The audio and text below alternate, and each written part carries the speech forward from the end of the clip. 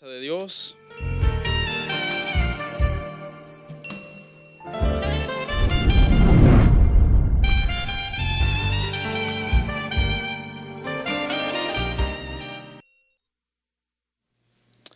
Bienvenidos, hermanos. Estamos muy felices y muy contentos de estar en este lugar, que por misericordia el Señor nos ha concedido un día más. Y pues verdad, es un privilegio enorme estar aquí.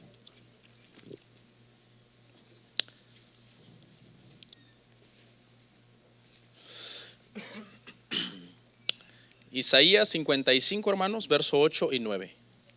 Si no tiene Biblia, ahí está en la pantalla, puede leerlo con nosotros. ¿Lo encontramos? Bueno, vamos a leer, dice la palabra así: porque mis pensamientos no son vuestros pensamientos, ni vuestros caminos mis caminos, dijo Jehová. Como son más altos los cielos que la tierra, así son mis caminos más altos que vuestros pensamientos. Y ¿dónde me quedé? Y así son mis caminos más altos que vuestros caminos, y mis pensamientos más que vuestros pensamientos. Oremos. Señor, te damos gracias, Padre. Privilegio poder hablar tu palabra, poder estudiarla juntos con toda la congregación que se ha dado cita en este día, Padre. Un día maravilloso, un día hermoso. Padre, te pido que yo pueda ser quitado de en medio para que tú puedas hablar al corazón de tus hijos. A ti te ha placido poner, Señor, tus tesoros en vasos de barro para que la gloria sea tuya. Y nosotros, Padre, los que traemos el mensaje, somos solamente mandaderos, por decirlo así. Traemos un mensaje, pero el mensaje no es nuestro, el mensaje es tuyo. Y necesitamos, pues, Padre, que la gracia de tu Espíritu Santo esté en cada corazón para poder guiar a mis hermanos a la iluminación, Señor, de tu palabra. Amén. ¿Pueden sentarse, hermanos? Estamos viendo una serie, hermanos, que hemos titulado Conociendo a Dios. No es una serie exhaustiva. Este es el cuarto tema de esta serie y de hecho el día de hoy vamos a terminar. Yo les recomiendo para combinar esta serie con otra serie que yo di en 2016, que se llamó Los Atributos de Dios. Sería muy bueno que después de ver toda esta serie y los 4 temas de toda esta serie, usted pueda ver la otra serie que habla sobre los atributos de Dios. Me parece que son 6 temas, no estoy seguro, 6 o 7. Y de esa forma usted pueda tener una comprensión más amplia de lo que realmente es conocer a Dios y a qué nos referimos cuando decimos que queremos conocer más a Dios. Amén. Búsquela en YouTube, se llama Los Atributos de Dios. Si ponen en el buscador Los Atributos de Dios, Pastor Ríos, ahí le van a salir todos los temas, están enumerados, así que los puede ir viendo uno por uno. Y esos temas combinados con estos, pues nos van a dar mayor entendimiento, porque obviamente al terminar hoy, hermano, pues voy a dejar muchos atributos de Dios por fuera en esta serie, pero que ya hablé en esa serie pasada. Amén. Una de las cosas, hermanos, que hemos aprendido en estos domingos, 4 domingos con que estamos hablando de esta serie, es que Dios es perfecto y eso hace que sea imposible que nosotros lo lleguemos a conocer a cabalidad. Él es perfecto. La Biblia dice en Job, me parece que es 11:7, no estoy seguro, que Dios es perfecto y que nosotros los seres humanos es imposible que lleguemos a conocerlo como Él es. Entonces la pregunta aquí sería, si la misma Biblia dice que Él es perfecto y que quién eres tú, oh hombre, para que trates de conocerlo, entonces ¿por qué estamos tratando de conocerlo? Y la respuesta está en la misma Biblia, y es porque la misma Biblia, Dios nos manda a buscarle. Número 1, nos manda a buscarle. Dice: buscadle mientras puede ser hallado, llamadle mientras está cercano. Buscad a Jehová, dice un salmo, y viviréis. Él nos manda a buscarle. Además, hay un premio para el que busca a Dios. Dice que Él es galardonador, dice en Hebreos, de los que le buscan. Amén. Y por si fuera poco, le podremos sumar una tercera razón de por qué buscamos al Señor tratando de conocerle más. Porque en las bienaventuranzas Jesús dijo que bienaventurados los pobres en espíritu. ¿Y cuáles son los pobres en espíritu? El pobre en espíritu es el que tiene hambre de Dios. ¿Ok? Pobreza espiritual es una cosa, pero pobre en espíritu es otra. Suenan exactamente igual, pero esos términos significan completamente lo contrario. Pobreza espiritual es un cristiano que no anda bien espiritualmente, pero un pobre espiritual es el que anhela y desea más de Dios. Siempre está leyendo la escritura, buscando el rostro del Señor en oración, congregándose, sirviendo, porque Él quiere estar más cerca y más en comunión con el Señor. Entonces hay tres razones. Mientras que Job nos dice que Él es perfecto y que es imposible que nosotros lo lleguemos a conocer, obviamente, porque nosotros somos limitados, la misma Biblia no nos dice que no tratemos de conocerle, nos dice que no vamos a poder llegar a conocerle tal como Él es, pero al mismo tiempo nos anima y nos dice: búsquenle mientras puede ser hallado. Él es galardonador de los que le buscan y Él está con los que son pobres en espíritu y tienen hambre de Él. Entonces, mire, cuando nosotros buscamos al Señor así, sí, tratamos de inquirir más en el Señor en ese sentido, el Señor lo que hace, hermano, es que recompensa nuestra búsqueda. Amén. Él es bueno. Él no te va a ver a ti buscándole y te va a dejar abandonado. Puede hacerlo porque Él es soberano para probar tu fe y para ver cómo reaccionas cuando tú no estás sintiéndolo, porque nos dejamos mucho llevar por sentires, somos seres humanos, pero nunca lo va a hacer totalmente. Es algo así como cuando un niño de 2-3 años que apenas empieza a dar sus primeros pasos está tratando de alcanzar a su padre en el parque, y entonces este niño que apenas puede dar unos pasos empieza a corretear a su padre. Y su padre pues no necesita mucho esfuerzo para escaparse de él, porque pues es un adulto. Y entonces pues nunca lo va a alcanzar, ¿no? Hablando en términos humanos. Pero llega un momento en que el padre ve al hijo y ve ese anhelo tan grande del hijo de asirse del padre y de alcanzarlo, que entonces ya no es el hijo tratando de alcanzar al padre, sino que ahora es el padre el que sale en una carrera a ver al hijo y a levantarlo en brazos y a jugar con él y a estar bien con él, a reírse, etcétera. Es más o menos así. Cuando nosotros, hermano, buscamos al Señor, el pobre en espíritu, ese que es pobre en espíritu, que tiene hambre y sed de Dios, eso no significa que inmediatamente tú toda la vida vas a estar sintiendo la presencia de Dios. No dejemos llevarnos tanto por sentires. Pero sí significa que cuando nosotros somos fieles y leales en la búsqueda del Señor, que pasan años y tú sigues en la misma convicción de buscar a Dios, Dios te recompensa. Él en la Biblia se llama como el Dios invisible. Ese es uno de los títulos de Él. Dice que Él es el Dios invisible. Algunas veces, escuche, a Dios le place en tu búsqueda hacérsete, entre comillas, visible. No es que lo vas a ver literalmente, aunque si Él quisiera, Él puede hacerlo, pero ahí te mueres. Pero cuando digo que aunque Él es el Dios invisible, después de que tú le buscas y tienes anhelo en tu corazón por Él y Él se hace visible, puede ser un momento determinado en que Él pone en tu corazón una convicción de gozo. Oh, qué bello es Dios. Y le dices a los demás: Dios es real. Y los demás te dicen: ¿dónde está? Pero es que es una presencia manifiesta que está tocando en ese momento lo profundo de tu corazón. Y no tiene que ser necesariamente en la iglesia, quizás puede ser en tu cuarto, en tu más apartada intimidad con Dios, cuando tú estás orando, que puedes tener esas experiencias que aunque la omnipresencia de Dios está en todos lados, hay presencia manifiesta del Señor que se hace visible muchas veces a aquellos que le buscamos, porque Él es galardonador de los que le buscan. ¿Ok? Lamentablemente, hermanos, el día de hoy en los púlpitos de las iglesias se está predicando a un Dios que en la mayor parte de los casos no se parece al Dios de la Biblia. Eso es lamentable. Lamentable. Yo algunas veces escucho sermones en otras iglesias, porque usted sabe, uno tiene muchos amigos que comparten prédicas, etcétera. Y algunas veces oigo al predicador hablando y hablando y hablando, no cita la Biblia, no explica nada, no explica ningún versículo, y la gente de allá abajo: habla, papá. ¿Habla qué? Es que no ha dicho nada. Y otros: amén. ¿Amén a qué?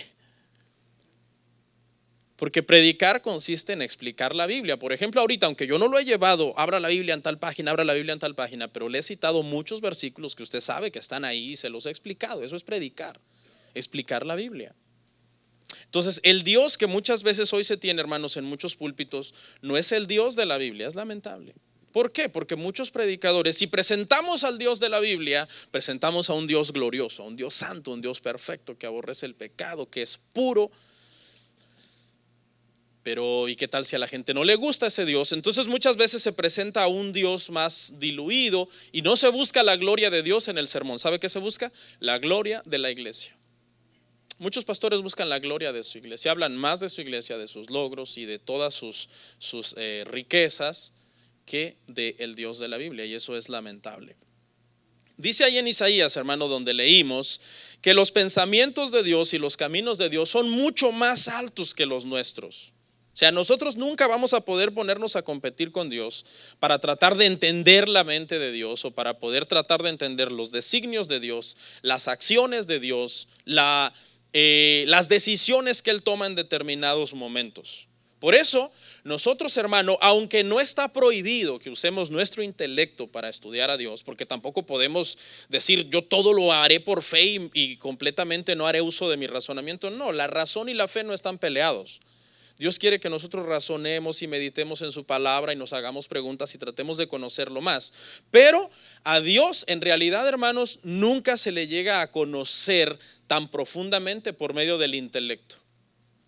A Dios se le llega a conocer muy profundamente por medio del Espíritu.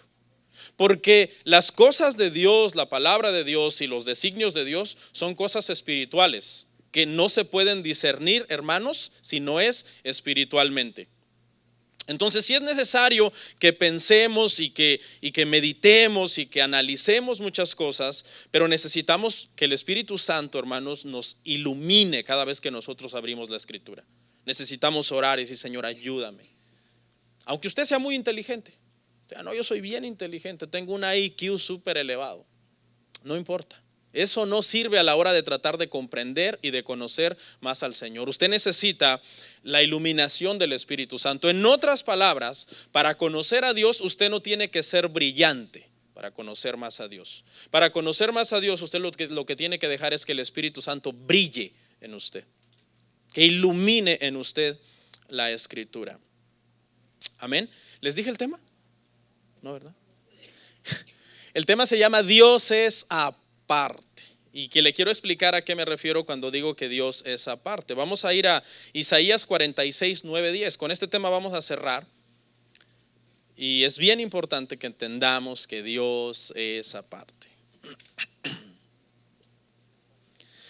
Isaías 46, 9 al 10, hermanos. Dice, acordaos de las cosas pasadas desde los tiempos antiguos, porque yo soy Dios y no hay otro Dios.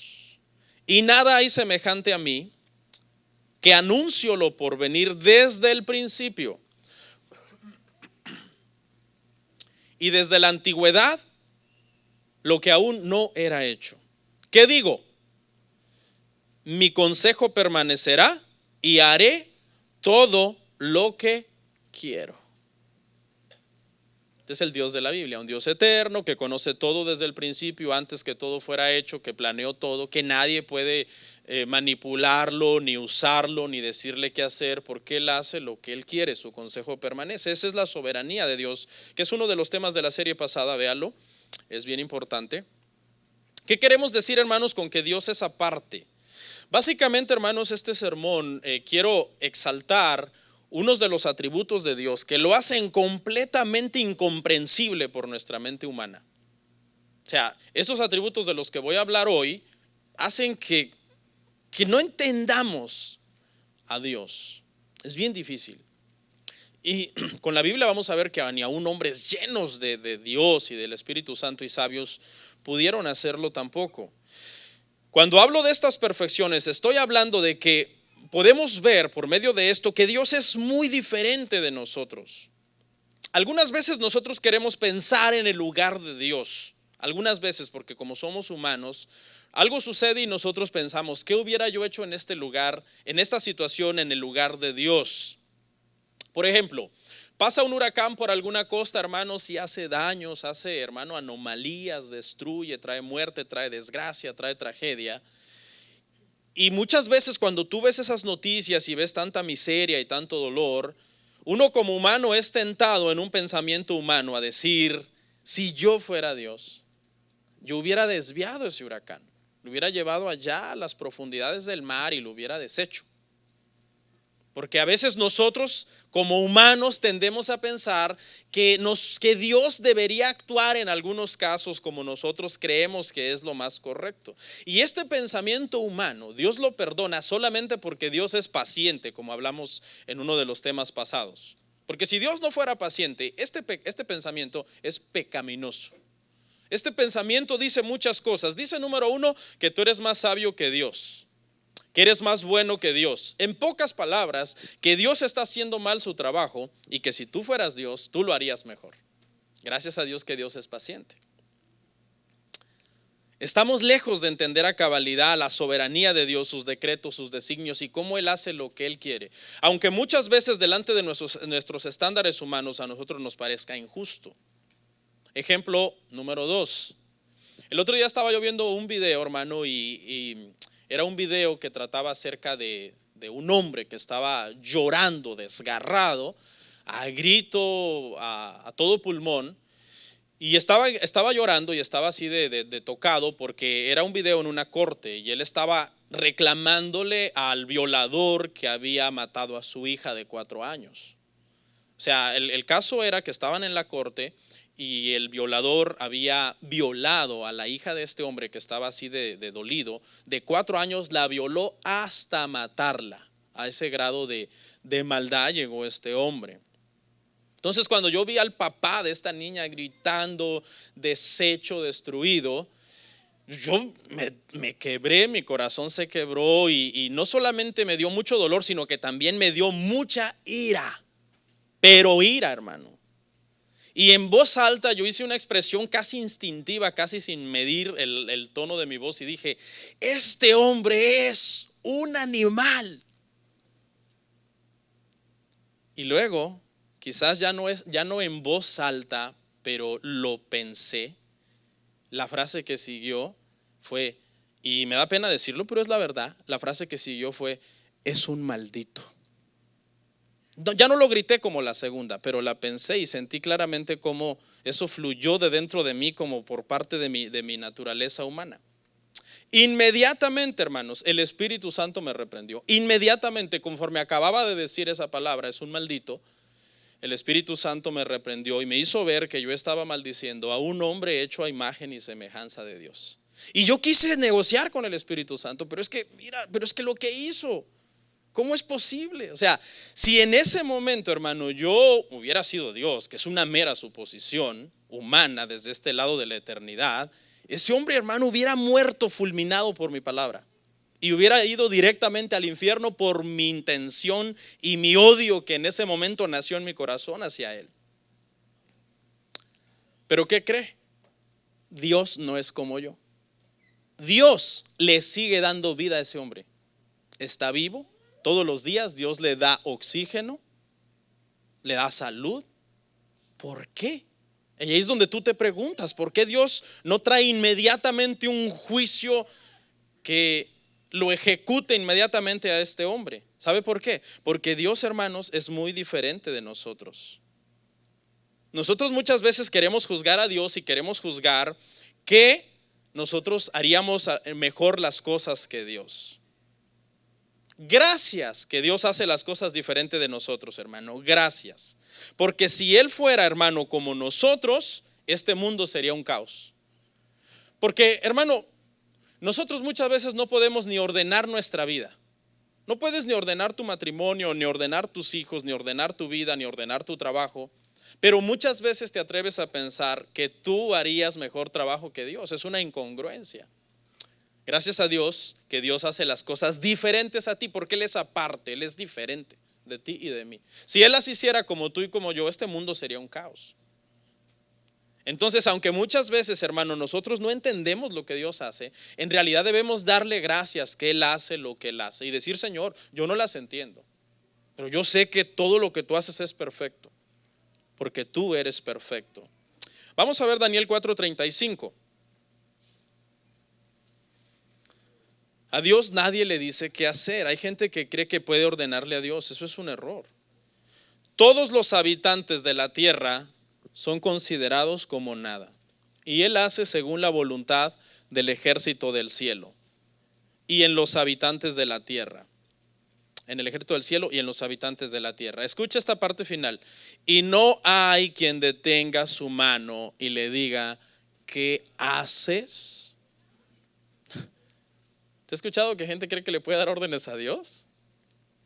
Eso es completamente fuera de lugar. Dice que Él gobierna los ejércitos del cielo, refiriéndose a todas las estrellas, y gobierna sobre todos los habitantes de la tierra, y no hay nadie que detenga su mano ni esté cuestionándolo. Nosotros muchas veces desafiamos el poder de Dios tratando de cuestionar lo que Él hace, y gracias que Él es paciente, porque si no, hermano, nosotros mereceríamos un juicio inmediato. ¿Ok? Vamos a entrar, hermano, a ver los atributos de los que vamos a hablar el día de hoy. Yo les llamé omniatributos. Yo creo que para muchos es la primera vez que oyen esa palabra, y en la realidad es la primera vez que yo también la oigo, porque yo la inventé. Y es que estaba buscando una palabra que describiera estos tres atributos de los que voy a hablar. Entonces dije, bueno, ¿por qué no los llamamos los omniatributos de Dios? Obviamente no estoy añadiendo a la Biblia, es un mero pensamiento mío, pero me refiero a cuáles. Ya usted que sabe a qué atributos me refiero, son tres. Ayúdeme. Omnipotencia, la omnisciencia y omnipresencia. De esos tres atributos es de lo que estaremos hablando a continuación. Y el primero del que vamos a hablar, hermanos, es la omnisciencia. Todos estos atributos, si usted se da cuenta, comienzan con un prefijo griego que es el prefijo omni. ¿Ok? El prefijo omni. Y este prefijo significa todo. Todo es lo que significa. ¿Ok? Por ejemplo, omnívoro. Algunas palabras, por decirlo así, que llevan este prefijo. Omnívoro. Omnibus. Omnidireccional. Todas estas palabras se refieren a algo que es todo. Por ejemplo, omnívoro es un ser vivo que puede comer tanto del reino animal como del reino vegetal. Okay. Yo soy omnívoro, en otras palabras, como de todo. Okay. Omnibus, un transporte de pasajero para que todo tipo de personas, de todo tipo de gente pueda abordarlo y transportarse. Y esta palabra omnidireccional se refiere a algo que puede mandar una señal en diferentes direcciones. A veces por lo general se aplica para una antena o algo así. Entonces, ¿qué queremos decir cuando decimos omnisciencia? Queremos decir que este atributo habla de que Dios lo sabe todo. Omni, todo, y ciencia, que es la palabra griega conocimiento, nomos, conocimiento. Entonces Dios es omnisciente, Dios lo sabe todo. ¿Y de dónde sacó eso, pastor? De la Biblia. Salmo 139, verso 1.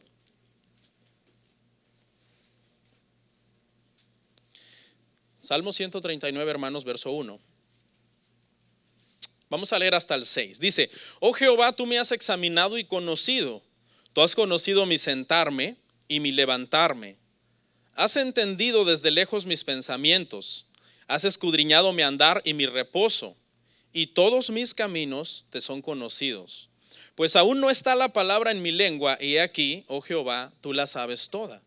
Detrás y delante me rodeaste, y sobre mí pusiste tu mano. Tal conocimiento es demasiado maravilloso para mí. Alto es, no lo puedo comprender. Este salmo es maravilloso. Salmo 39. ¿Estamos ahí en la misma página? Es maravilloso. Tiene 24 versículos y los primeros 18 versículos hablan de los tres omniatributos de Dios. Así que cuando leemos del 1 al 6 vamos a hablar de la omnisciencia. Cuando hablemos del 7 al 12 vamos a hablar del atributo que sigue. Y cuando hablemos del 13 al 18 vamos a hablar del último atributo. Cada atributo contenido en 6 versículos. Solamente Dios puede acomodar algo así tan maravilloso. El Espíritu Santo, ¿no? Y ya la última parte, los últimos 6 del 19 al 24 es una alabanza de David a Dios precisamente por estos atributos que Él tiene. Y vamos a empezar ahí hablando de que Dios lo sabe todo. Dice David: tú me has examinado. Me has examinado. Y está hablando obviamente de que Dios sabe todo sobre él. No hay una cosa pequeña que Dios no sepa sobre David. Conoce aún sus pensamientos más íntimos. Los pensamientos más íntimos, aquellos que quizás todavía no han llegado a ser pensamientos, que todavía están en un proceso de elaboración. Y esos pensamientos, cuando llegan a la mente, todavía no son palabras, y Dios ya conoce esas palabras antes de que Él las pueda decir. Y David se queda maravillado. La expresión que usa ahí, estoy maravillado. Entonces, si David estaba maravillado, pues imagínese usted y yo. David fue un escritor de la Biblia, un hombre ungido, un profeta del Señor. Me has examinado, conocía todo sobre él. Dice, me rodeaste por delante, me rodeaste por detrás. Conocía, dice, cómo se levantaba por las mañanas. Conocía cómo David descansaba cuando él estaba cansado. Su hablar, las intenciones de su corazón. Aquí está hablando de Jehová el Padre.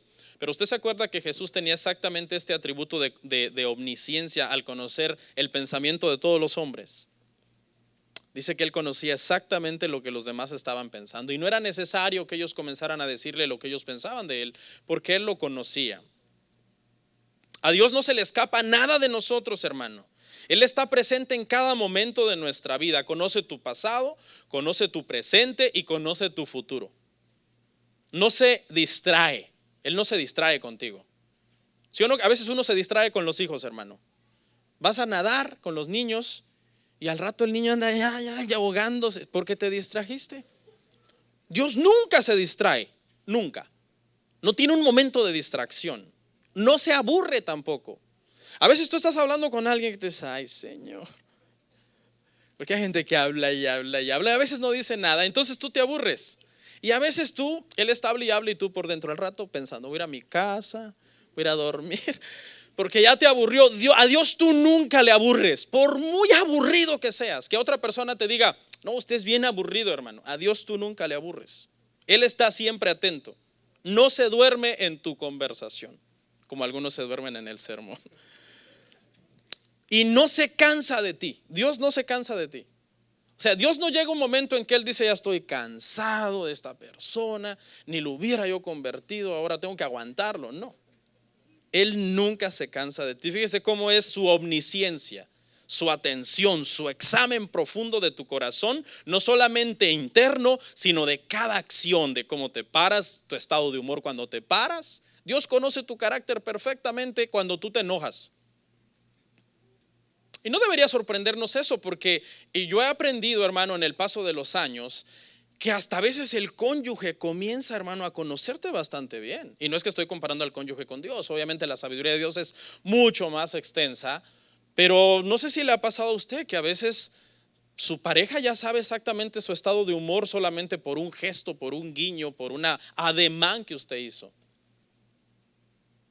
¿O no le ha pasado que de repente ambos tienen una idea y comienzan, oye, te iba a decir, y los dos tienen la misma idea, el mismo pensamiento? O de repente ambos comienzan a cantar la misma alabanza juntos, siempre y cuando sea alabanza, ¿no? Dice David, tal conocimiento me es demasiado maravilloso. Estaba impresionado David, no lo puedo comprender. No entendía ¿de qué estamos hablando? La omnisciencia de Dios. No la entendía.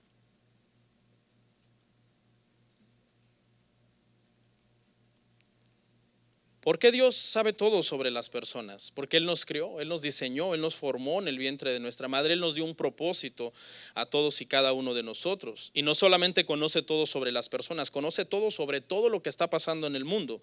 Hechos 4:13.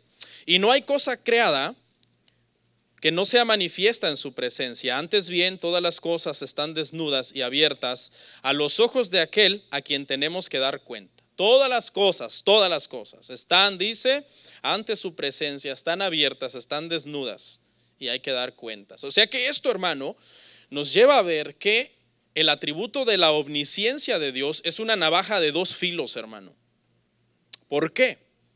Porque por un lado, en su sabiduría omnisciente, Dios hace que todo obre a bien a los que le amamos. Y eso es bueno, eso es un consuelo para nosotros. Pero por otro lado, conoce todas nuestras maldades. Él sabe exactamente cuánto tú le amas. A él no le puedes mentir. Podrás engañar a otra persona diciéndole te amo mientras todo está bien. Cuando tú le preguntas a alguien, ¿me amas? Esa persona te puede decir que sí. ¿Cómo tú sabes que te está diciendo la verdad? Y si sí fuera verdad, ¿cuánto te ama? A Cristo tú no le puedes engañar. Él sabe exactamente cuánto le amas. Juan 21:17, porque Él es omnisciente. Y esto debería de ponernos a temblar. Juan 21:17 dice, le dijo la tercera vez, Simón, hijo de Jonás, ¿qué pregunta? ¿Me amas? Pedro se entristeció de que le dijese la tercera vez, ¿me amas? Y le respondió, Señor, tú lo sabes todo. Tú sabes que te amo. Jesús le dijo, apacienta mis ovejas. ¿Había forma de que Pedro mintiera? No, porque el Señor es omnisciente y el Señor lo sabe todo. El Señor sabe exactamente cuánto tú lo amas a Él y cuánto amas al mundo. Cuánto lo amas a Él y cuánto te amas a ti mismo. Mucha gente se ama demasiado a sí misma, por eso nunca dan frutos en el cristianismo, porque están pensando más en sí mismos que en Cristo. Pero a Él no lo puedes engañar. Por eso es que en la parte final del juicio a mucha gente le dirá, apártate de mí, yo no te conozco. O sea, Dios sabe cuánto nosotros le amamos. Por otro lado, también conoce todos nuestros pecados, todos. Fíjese, hermano, que nosotros los seres humanos, escuche, nos da pena que otro ser humano nos conozca una debilidad o un pecado.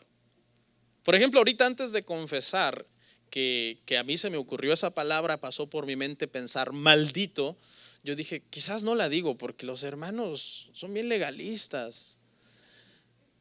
Pero ¿por qué a veces nos preocupa tanto lo que la gente piense de un pecado cuando Dios lo sabe? Todo. Es más, usted tiene pensamientos mucho más malvados que esos y Dios lo sabe. Salmo 51:3 dice, porque yo reconozco mis rebeliones y mi pecado está siempre delante de mí. Yo reconozco mis rebeliones, mi pecado está siempre delante de mí. ¿Usted se acuerda que David pecó en secreto con Betsabé? Pecó en secreto, la mandó traer en secreto, tuvo relaciones con ella en secreto. Pues ¿qué cree? Dios estuvo presente todo el tiempo. Desde el momento en que David se levantó aquella tarde, hermano, y se tronó la espalda y la nuca y se asomó por la ventana y vio a Betsabé que se estaba bañando, esta señora también imprudente, o sea, hermanas, por favor, oigan aquella bañándose desnuda, puedo abrir la ventana abierta, sabiendo que la ventana daba al castillo del rey y que David tenía debilidad con las mujeres, hermano. Entonces, desde ahí, cuando David la vio y la codició, dice que mandó a preguntar, ¿quién es esa muchacha? Pásenme los binoculares.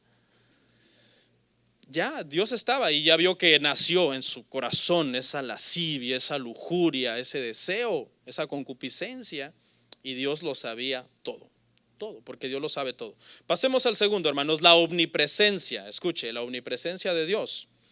Y omnipresencia significa que Dios está en todas partes al mismo tiempo y con el mismo nivel de presencia. Vamos al verso 7, hermanos, ahí mismo en ese Salmo 139. Vamos a leer al 12, dice, ¿a dónde me iré de tu espíritu y a dónde huiré de tu presencia? Si subiera a los cielos, allí estás tú. Y si en el Seol hiciere mi estrado, he aquí, allí tú estás. Si tomare las alas del alba y habitare en el extremo del mar, aún allí me guiará tu mano y me asirá tu diestra. Si dijere, ciertamente las tinieblas me encubrirán, aún la noche resplandecerá alrededor de mí. Aún las tinieblas no encubren de ti, y la noche resplandece como el día. Lo mismo te son las tinieblas que la luz. Y mientras que la otra porción, hablamos de la omnisciencia, que todo lo sabe, aquí David exalta la omnipresencia de Dios, que Dios está en todos lados, y comienza por decir, ¿a dónde yo me iré de tu espíritu? Habían momentos en la vida de David que David quería, hermano, esconderse, quería huir, precisamente por su pecado, porque esa es la primera reacción, hermano, que produce el pecado. El pecado produce vergüenza, produce que la conciencia te acuse, produce que tú comiences a excusarte de por qué lo hiciste y a tener miedo de la crítica, y tu carne comienza a temblar. ¿Y qué hizo Adán? Se escondió en unos arbustos. Mire el escondite de Adán. Se escondió. Y David, había momentos también que él quería salir corriendo, porque somos humanos. Por eso hay salmos donde David dice: bendice alma mía Jehová, porque su alma había una rebeldía, hermanos. ¿A dónde me iré? Y aquí está la clave, hermano, pues que cómo entendemos la omnipresencia y la omnisciencia de Dios y la omnipotencia es porque Él es espíritu. Y por eso dice: ¿a dónde me iré de tu espíritu? Dios es espíritu. Y como nosotros, escuchen, en nuestra humanidad somos carne, somos humanos, nos cuesta mucho entender esto. ¿Cómo es que actúa un espíritu? ¿Cómo procede un espíritu? No cualquier espíritu. Estamos hablando del Espíritu de Dios. Estamos hablando del Espíritu omnisciente, el Espíritu 3 veces santo, no cualquier espíritu. Él no tiene cuerpo, porque un cuerpo restaría gloria a sus perfecciones. Nosotros fuimos creados a su imagen. ¿En qué sentido? En el sentido que tenemos razonamiento, que tenemos voluntad, que tenemos un espíritu inmortal, pero Él es un espíritu aparte. Nos cuesta mucho entender esto, nos cuesta mucho porque nunca hemos tratado con alguien que no tiene cuerpo. ¿Usted alguna vez ha tratado con alguien que no tiene cuerpo? No. Por eso cuando usted trata de entender a Dios, usted no lo entiende porque Él no es cuerpo, Él no es carne, Él no es sangre, Él no es hombre, Él no es mujer, Él es espíritu. Y ahí es donde nosotros chocamos y ya no nos da más para poder entender a Dios, que es espíritu. Entonces, ¿qué es lo que hacemos?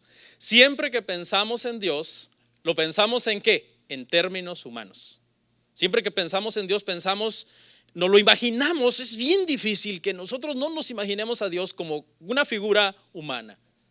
Aunque sea una luz, aunque sea algo borroso o difuso, pero siempre viene a nuestra mente una figura humana. Porque esa es nuestra limitación, esa es la dimensión, hasta ahí nos alcanza a nosotros. No podemos llegar más allá. Entonces, escuche, como nosotros estamos en una dimensión humana, la Biblia utilizó muchas veces términos humanos para describir a Dios. Pero eso no significa que Él es humano, sino que el Señor en su sabiduría trató de hablarnos en un lenguaje que nosotros comprendiéramos. Pero Él no tiene manos, como la Biblia dice, físicamente, ni tiene ojos, como la Biblia dice, físicamente. Son solamente palabras tomadas del lenguaje humano para que usted, que es humano, pueda darse una idea sobre Dios. John Calvino dijo que es como un baby talk, que eso es lo que hace Dios. Dios trató, al usar lenguaje humano para describirse a sí mismo, trató de rebajarse a nuestro nivel, como cuando usted le empieza a hacer un baby talk a su bebé y usted le dice: ay, cosita linda, bebé hermoso, precioso. ¿Sí me entiende? ¿Alguna vez usted hizo eso con su bebé? Usted está tratando de ¿qué? De con ese baby talk rebajarse al nivel de su bebé. Y usted cree que el bebé pues le va a entender, pues, o sea, si entienden y aprenden a hablar bien rápido los niños. Lo más correcto es hablarles bien clarito, porque son muy inteligentes. Pero en nuestro caso Dios hizo eso. Dios usó un lenguaje de nosotros para describirse a Él, para que nosotros pudiéramos comprender un poco de Él. Porque si Él hubiera usado un lenguaje que usted no entiende, usted no hubiera entendido ni el lenguaje y por ende nada de Dios. El rostro de Dios, ¿qué es? El rostro de Dios es su omnipresencia. Los ojos de Dios, su omnisciencia. El brazo y la mano de Dios, su omnipotencia. Sus pies, su poder. Todas esas descripciones de Dios físicas no se refieren a un miembro literal. Perdón que los esté aburriendo a algunos, pero se refiere, hermano, a un atributo de Él que va más allá de una limitación física. Estas cualidades que algunas veces se le atribuyen a Dios como cualidades humanas no deben restarle perfección a Dios. No, es para que nosotros podamos entender quién es Él de una mejor manera. Entonces, como Él es espíritu, le estoy explicando todo esto porque es bien importante que usted entienda por qué Él es omnipresente. ¿Cómo es posible que Él está en todas partes? Es que Él no tiene cuerpo. Si tuviera cuerpo, Él no podría estar en todas partes, sería imposible. Ese cuerpo lo reduciría simplemente a una figura, pero cuanto Él es espíritu, un espíritu incomprensible, eterno, que no tiene principio, que no tiene fin y que habita en todas partes al mismo tiempo y que lo sabe todo al mismo tiempo, es un espíritu que nosotros no llegamos a comprender. Y David sigue diciendo: ¿a dónde huiré de tu presencia? Y comienza a describir algunos lugares remotos y distantes unos de otros. Dice el Seol, que en el contexto está hablando de un hoyo en la tierra, ¿no? Bajar, el lugar de los muertos. David dice, si en el Seol yo me voy a hacer un nido, ahí estás tú. Eso significa que en cualquier parte de la tierra donde se rasque una tumba o se haga un orificio, ahí está Dios. En el mar, en todos los mares está Dios. En el Mediterráneo, en el Océano Atlántico, en el Océano Pacífico, en el Golfo de México. En todos los mares está Dios, en todo lo largo, a todo lo ancho, a todo lo profundo. Los estudiosos dicen, hermano, que los hombres solamente han explorado el 5% del mar. Dios lo conoce el 100%, desde antes que lo creara. Pastor, no entiendo. Pues ya somos dos. Porque Él es un espíritu incomprensible por ti, que estás en ese cuerpo humano ilimitado, igual que yo. ¿Qué más? David dijo, ok, en el Seol estás, en el mar estás, ¿dónde me escondo? Y si me voy al oscurito, dijo David, poniéndolo en palabras nuestras, dice David, y si me escondo en las tinieblas, y aquí resulta que las tinieblas resplandecen alrededor de mí, porque para ti no hay diferencia entre luz y tinieblas. No es que Dios es tinieblas, sino que Dios no necesita lámpara para iluminar las tinieblas. No nos podemos esconder de Dios. Así que jóvenes, aunque apaguen la luz y se metan debajo de unas cobijas gruesísimas a hacer qué cosas con su teléfono, no lo sé, Dios está ahí. No, pastor, no me diga eso. Sí, así dice la Biblia. Abdías 1:4 nos menciona otro lugar donde también está Dios, porque David menciona algunos, pero hay más, y obviamente Dios está en todo el universo. Si te remontares como águila, y aunque entre las estrellas pusieres tu nido, de ahí te derribaré, dice Jehová. Ya David mencionó el Seol, mencionó, hermano, la tierra, los abismos, el mar, las tinieblas, la luz. Y ahora Abdías dice que también Dios está en las estrellas. ¿Y usted sabe cuántas estrellas hay? Hay millones de estrellas. Y en todas está Dios. Y cuando Dios está en una estrella 100% presente, no significa que en otra está en cierto porcentaje ausente. No, ahí también está 100% presente. Imagínese eso, hermano. Bueno, a lo mejor no se lo imagine, no va a ser que empiece a salir humo aquí, hermano.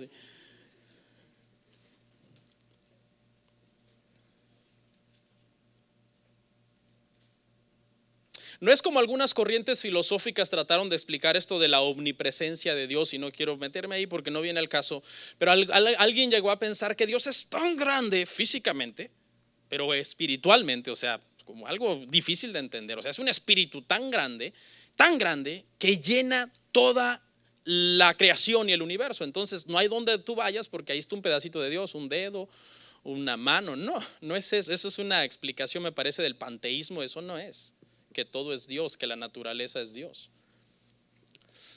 No es así. Él es un espíritu que no podemos comprender cómo es posible que lo sabe todo y que está al mismo tiempo en todos los lugares al mismo tiempo. Dios está, hermanos, presente siempre. Igual que la omnisciencia, este consuelo debe de resultar, este atributo debe resultar un consuelo para el creyente y un azote para el incrédulo. Consuelo para el creyente porque Dios está con nosotros siempre, en todos lados donde nosotros estemos. Y para el incrédulo un azote porque no puede hacer nada en un lugar, ir a un lugar donde Dios no esté. Que ya voy a ir allá porque ahí Dios no está. Dios solo está en la iglesia, pero en el nightclub no está. Ahí yo voy a hacer lo que quiera y el pastor no me ve. Sí, pero es que Dios está en todos lados. Pastor, ¿Dios está en un nightclub? Dios es un espíritu omnipresente que está en todos lados. O contradígame con la Biblia. No, pastor, aquí hay un versículo que dice que su omnipresencia está limitada a ciertos lugares donde no es decoroso que Dios esté. Dios es omnipresente. Es más, le voy a hacer una pregunta, se la dejo de tarea. Si Dios es omnipresente y está en todos lados, ¿está en el infierno o no está en el infierno? Hay gente que cree que el castigo más grande en el infierno es la ausencia de Dios. El castigo más grande en el infierno es la ira de Dios.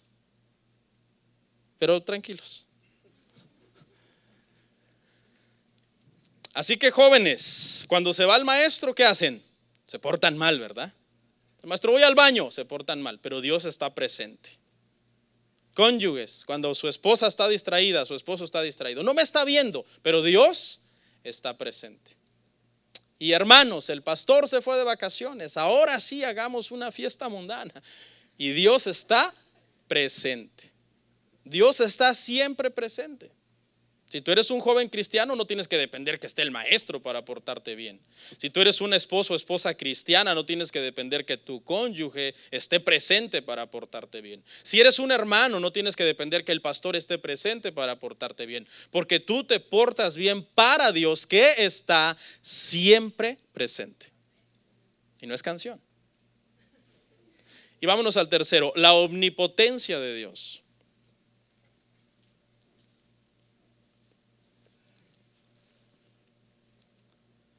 El último de los atributos, omni, significa que Dios todo lo puede, todo lo sabe, está en todas partes y todo lo puede. Y vamos a retomar ahí el Salmo 139 del verso 13 al 18. Porque tú formaste mis entrañas, tú me hiciste en el vientre de mi madre. Te alabaré porque formidables, maravillosas son tus obras. Estoy maravillado y mi alma lo sabe muy bien. No fue encubierto de ti mi cuerpo, bien que en oculto fui formado, y entretejido en lo más profundo de la tierra. Mi embrión vieron tus ojos, y en tu libro estaban escritas todas aquellas cosas que fueron luego formadas, sin faltar una de ellas. Cuán preciosos me son, oh Dios, tus pensamientos, cuán grande es la suma de ellos. Si los enumero, se multiplican más que la arena. Despierto y aún estoy contigo. Y David sigue hablando de él mismo y ahora habla acerca de la omnipotencia de Dios y del poder que Dios tiene para formar una vida humana desde el embarazo y cómo sostiene. ¿Usted se ha puesto a pensar, hermano? ¿Cómo es posible que estuvimos 9 meses dentro de un vientre? Incómodos, sin ver la luz, en lo sucio. Usted no respiraba por la nariz. ¿Se ha puesto a pensar eso? ¿Usted lo comprende? Yo no lo comprendo. La ciencia te da una explicación, pero yo solamente puedo ver que ahí es un milagro por medio del cual Dios, por medio de su omnipotencia, hace que algo que no tiene sentido se pueda hacer. Dice David otra vez, en los tres atributos David dice esta expresión, estoy maravillado. Los 3 atributos a David lo maravillan y lo expresa una vez más, su asombro. Y aquí en este atributo, hermanos, de la omnipotencia de Dios, quiero hacer una aclaración, porque hay mucha gente que empieza a tentar a Dios y se le empiezan a ocurrir cosas que según ellos son imposibles que Dios haga y por lo tanto no es omnipotente. Y es que la omnipotencia no significa que Dios va a hacer todos los caprichos que a ti se te ocurran para contradecir su omnipotencia, sino que Dios va a hacer todo lo que Él quiera de acuerdo a su carácter, de acuerdo a su naturaleza, de acuerdo a su voluntad. Algunos ateos han inventado el famoso dilema de la roca, no sé si alguien lo ha oído, que para probar la omnipotencia de Dios dicen, ¿puede Dios hacer una roca tan grande, que después no la pueda mover? Ese es un dilema, hay una contradicción en la misma declaración. ¿Por qué? Si puede crear esa roca, es omnipotente porque la puede crear. Pero si la puede crear de tal forma que no la pueda mover, entonces no es omnipotente. ¿Por qué? No la puede mover. Y eso no es así. Dios no hace cosas que van en contra de su naturaleza. La omnipotencia no significa que nosotros vamos a poner a prueba sus virtudes, sus perfecciones, sino que Él hará todo lo que Él quiere, como dice Daniel 4:35. Yo haré todo lo que yo quiera. Hay muchas cosas que Dios no puede hacer. Pastor, entonces no es omnipotente. No, sí es omnipotente, pero no las puede hacer simplemente porque van contra su naturaleza. Por ejemplo, Dios no puede mentir. Entonces no es omnipotente, debería de poder mentir para que pueda todo. No, pero es que eso va contra su naturaleza. Dios no puede morir. Pues no es que es omnipotente. Sí es omnipotente, pero no para hacer lo que a ti se te ocurra y tus dilemas y tus contradicciones. ¿Por qué Dios no crea otro Dios que sea igual que Él? Porque va contra su naturaleza. Entonces, omnipotencia, hermanos, significa que Él tiene todo el poder sobre su creación, que no hay imposible para todos los designios eternos que Él se ha propuesto hacer. Y continúo, dice David, mi embrión vieron tus ojos. Si Dios puede crear un humano, que es uno de los seres más complejos que existen en este planeta, ¿qué habrá imposible para Dios?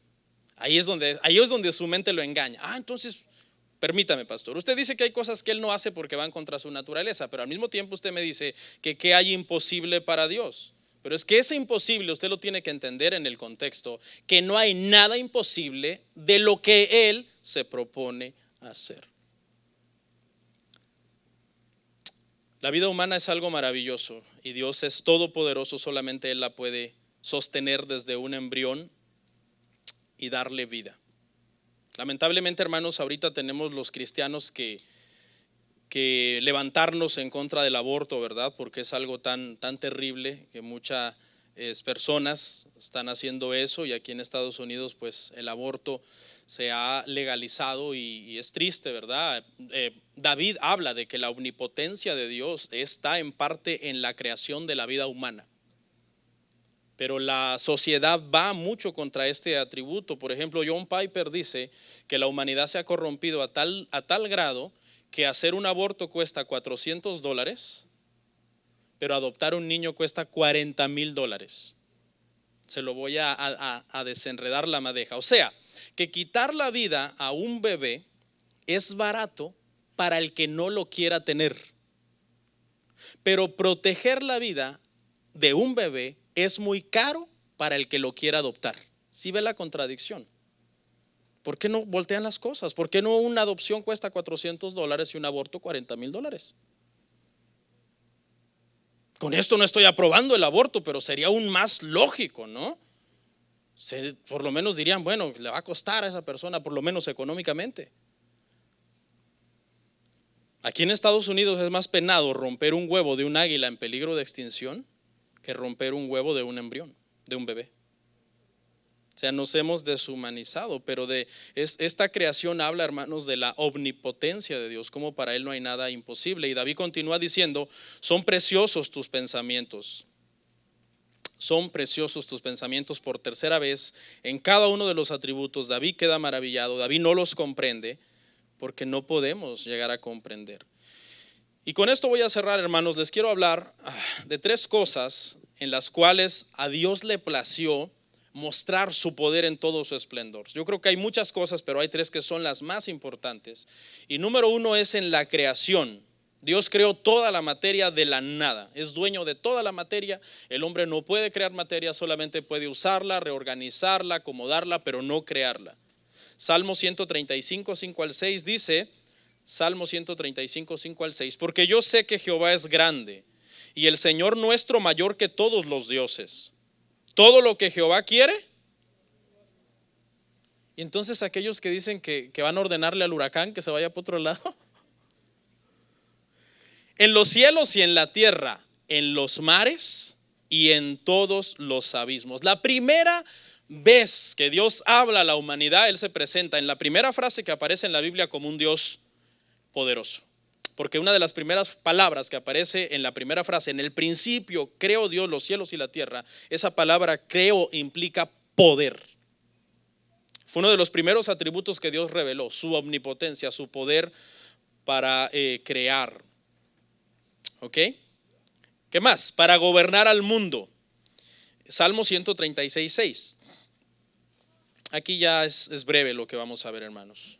Vamos cerrando. Dice, Dios tiene poder para crear, pero también tiene poder para gobernar su creación. Y ahí es donde hablamos de que su omnipotencia tiene que ver con su creación, no con los dilemas que a mí se me puedan ocurrir. Salmo 36, 6. Escuche, dice, tu justicia es como los montes de Dios, tus juicios abismo grande, oh Jehová, al hombre y al animal conservas. O sea, no solo crea, conserva. Dice la Biblia que por medio de Cristo se sostiene todo.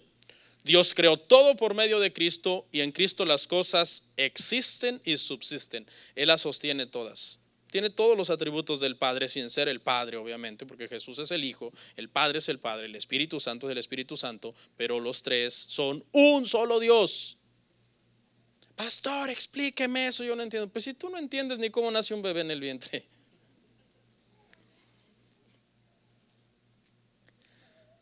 Conserva el Señor, hermano, a sus criaturas. Por eso David dice, todo el que respira, ¿por qué? Porque Él sostiene a esa persona, a esa criatura que está respirando. Cuando una persona, hermano, no alaba a Dios, es un malagradecido. Y no estoy diciendo, como alguna gente lo ha llevado al extremo, que por cada vez que respire, aleluya, gloria a Dios. O sea, tampoco. Pero me estoy refiriendo a un estilo de vida que todo ser humano, por el simple hecho de respirar, debemos ¿qué? Alabar a Dios. Porque aún los animalitos lo hacen. Alaban a su creador. Los cielos cuentan la gloria del Señor. Otro verso, Job 38:11, porque estamos viendo el gobierno de Dios, el gobierno todopoderoso de Dios sobre su creación. Dice, y dije, hasta aquí llegarás y no pasarás adelante. Y ahí para el orgullo de tus olas. Está hablando del mar y de cómo Dios controla el mar. Dios controla, dice la Biblia, hermano, que Dios controla desde el ave más pequeña que vuela en los cielos, no se cae si no es bajo el permiso del Señor, hasta el monstruo más grande que habita este planeta. Ese monstruo se llama mar. A los dos Dios los controla. La avecita no es demasiado pequeña e insignificante como para que a Dios no le interese, y el mar no es tan grande como para que Dios no tenga poder sobre él. ¿Se acuerda cuando Cristo estaba durmiendo en la barca y la tormenta azotaba la barca y los discípulos tenían miedo? Vamos a verlo, Marcos 4:39. Escuche lo que hizo Cristo. Marcos 4:39, levantándose, reprendió al viento y dijo al mar, calla, enmudece. Y cesó el viento y se hizo grande bonanza. El mismo poder del Padre. El Padre le dijo en la creación al mar, yo te puse límites. Te establecí límites. Tú no puedes traspasar tus límites. Dice, hasta ahí llegó tu orgullo. ¿Sí? Dios desafía al mar. El mar es un monstruo increíble, hermano. Dicen los expertos que cuando hay una tormenta grande en el mar ruge, hermano, de una forma tan tremenda que puede hacer estremecer al hombre más valiente. De hecho, los apóstoles, Pedro era un hombre bravo, hermano, pelo en pecho, bigotón, patilla larga. Y Pedro dijo, Señor, ¿que no ves que perecemos? Porque el mar rugía con toda su fuerza. El mismo poder que el Padre tuvo en el Antiguo Testamento para decirle al mar, hasta ahí llegó tu orgullo, es el mismo poder que tiene el Hijo cuando se levanta y le dice al mar, shh, cállate. Y el mar obedece. Pero escuche el poder más grande de Dios, el más hermoso, para redimir al pecador. Y con esto terminamos. Primera de Corintios 1:24.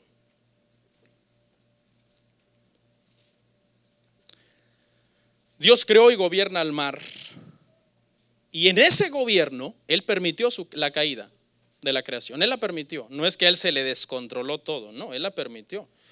Y entonces Dios manifestó su último poder, su poder más extremo, Cristo. Primera de Corintios 1:24, más para los llamados así judíos como griegos, Cristo, poder de Dios y sabiduría de Dios. El poder más grande fue en la cruz del Calvario. La tierra se estremeció, se llenó de oscuridad, los muertos se levantaron de las tumbas. Eso fue, hermano, una manifestación de poder y gloria, hermano, tremendo. Dios pudo haber hecho un mundo de cero en lugar de restaurar el que ya estaba roto. Pero a Dios le plació, por medio de la muerte de Jesús en la cruz, restaurar ese mundo caído. Y para eso se necesitó más poder que para la creación, porque implicaba la muerte de su Hijo en la cruz del Calvario, hermanos. El Evangelio de Cristo es el mensaje más poderoso y el mensaje más hermoso que hay en esta tierra. Puede transformar el corazón más duro y cambiar a la persona, hermano, más obstinada y inclinada hacia la maldad y hacia el pecado. ¿No me cree? Míreme a mí. Yo era un pecador, soy un pecador, pero antes era terrible. Y entre ustedes hay algunos, hermano, que eran terribles. ¿Qué les pasó? ¿Qué hacen aquí, hermanos? El evangelio. El evangelio es poder de Dios. Como dije el viernes, el evangelio no respeta pecados. El evangelio es fuerte, hermano. Por eso, mire, cuando usted oiga la predicación del evangelio, no sea tonto, hermano. Hay gente que dice, ay, otra vez del evangelio. Pues yo ya soy cristiano, ¿para qué me están hablando del evangelio? Otra vez van a hablar de salvación, pues si yo ya soy salvo. Otras van a hablar de la gracia, pues si yo ya experimenté la gracia. Es que eso es lo más poderoso que hay en la Biblia. No, pastor, a mí predíqueme un tema que diga las 3 claves del éxito, las 7 llaves para mi empresa. Puras vanidades. Pero no, el evangelio, hermanos, es el mensaje más poderoso. Es por estas cosas, hermano, que Dios es aparte. La única palabra, el único atributo en la Biblia que a Dios se le llama 3 veces es santo, lo que se conoce como el trisagio. Dios es santo, santo, santo. ¿Sabe qué significa santo? Aparte. Él es aparte. Él no es como nosotros. Y eso debería de hacer que nosotros, hermanos, seamos todavía adoradores más extremos y más dedicados de Él. Porque le ha placido entrar en contacto con nosotros, que somos tan finitos y limitados y pequeños comparados con Él. Vamos a orar en esta tarde.